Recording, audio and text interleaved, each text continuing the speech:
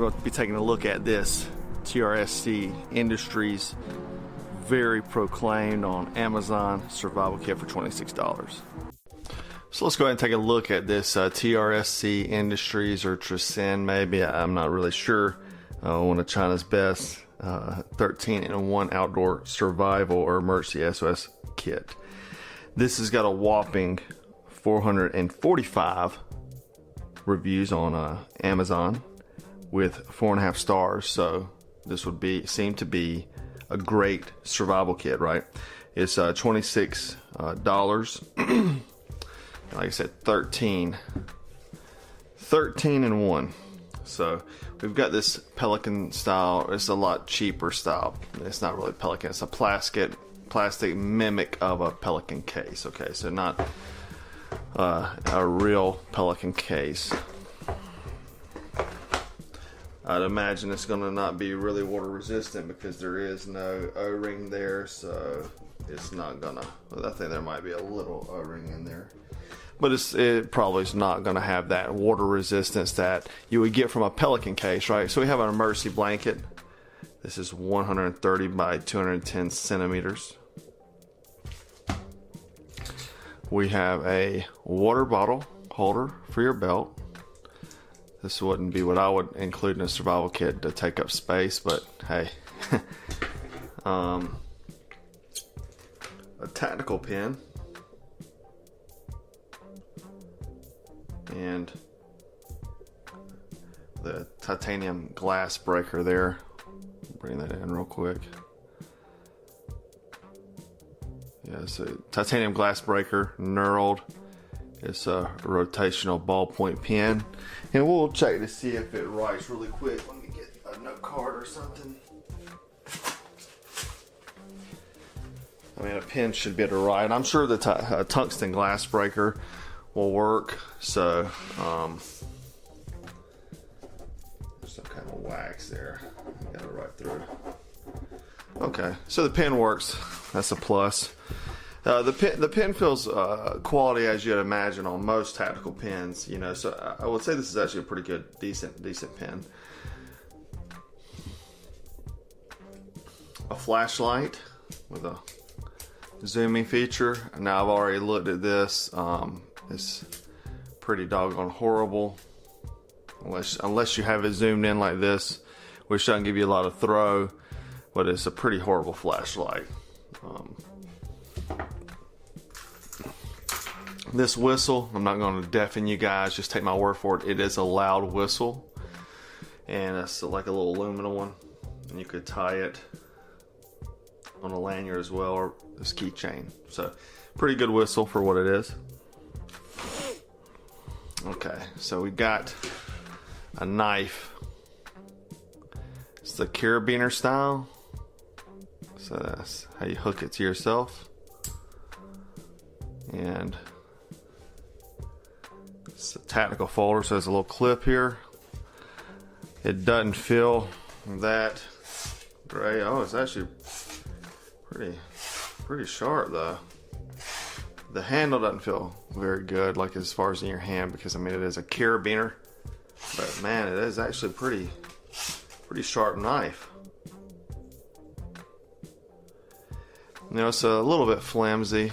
I don't know if I'd trust it for like heavy duty use, but it is a pretty sharp knife for coming from a Chinese survival kit. I'm actually pretty impressed. And so the lock back mechanism here, now under hard use, I don't think this would hold up because it's just a small screw pin here holding it together, but you know, it is a pretty sharp knife for what it is. I mean, because that's the envelope, it's not a single sheet of paper, so I'm cutting through two pieces, you know what I'm saying? We get a small little keychain EDC light. Man, this thing is almost brighter than the doggone bright as the flashlight. So pretty little nifty keychain light. It does have that constant on. I think that's kind of stupid to have that redundancy here. I'll probably just have one or the other. I wouldn't take up space with both. Like I said, some of these items, I just feel like it's kind of like a poor execution. In a wilderness survival kit, I don't know that to put a pen like this. It feels like an urban survival kit possibly, but then it would be a completely different loadout. All right, so we have a compass here. And this is it looks like a wet compass.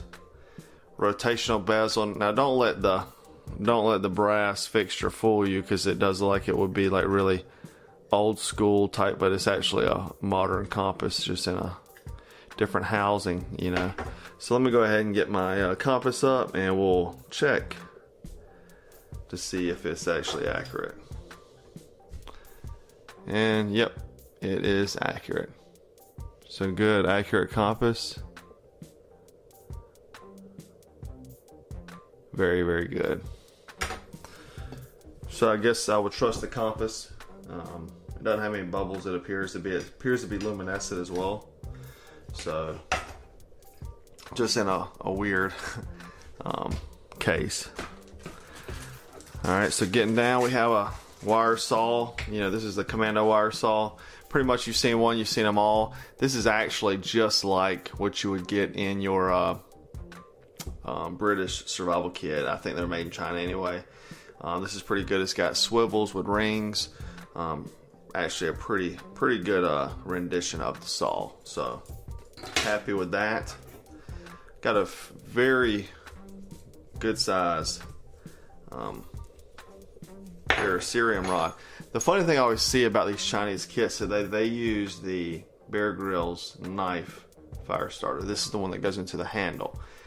I guess that they made that knife, so they started thinking that that's how you make a fire steel. Well, it was actually just for that knife, really. You know, it's kind of funny, but anyhow, so you got the two finger, so a gross motor skill type movement, and then a scraper here. We'll try some of this gear out in a second. And the last but not least, you get this really nifty stainless steel multi-tool. Got different items here. We'll bring them in and let you see all of them. Can opener, knife edge, screwdriver, ruler, can opener, 4-position wrench, butterfly wrench, saw blade, direction, ancillary indication, 2-position wrench, lanyard hole, keyring hole. So we'll go ahead and check out a few of these items and actually use them and see how they fare. You got this tool right here, right? So let's go ahead and try this.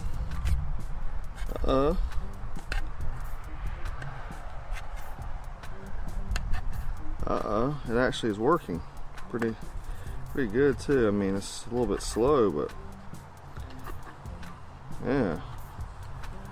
yeah, pretty doggone good, I'd say. Yeah, not bad. You know, I don't know about as far as the other tools on here. They look pretty useless, other than the bottle opener, maybe a little screw. But at least you could pop a can of raviolis. I do wish there was like an inclusion of tinder in this kit. You know, that's a huge component in any survival kit, as far as you know, needing something to make a fire because your life is in danger.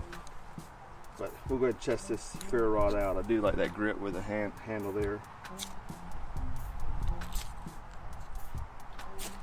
And it throws good sparks. So pretty good ferro rod in the kit. Impressive, pretty large size too, good scraper. The scraper also has some measurement markings on. Alright guys, so in my opinion, really this isn't a bad kit for $26. You get a lot for it. I think it's not a well comprised survival kit, wilderness and urban, which could be good. You know, I mean, to me it's more of an urban kit really than a wilderness kit. So anyhow guys, hope you enjoyed this video. I'll put the link below if you want to check this out. Thanks guys.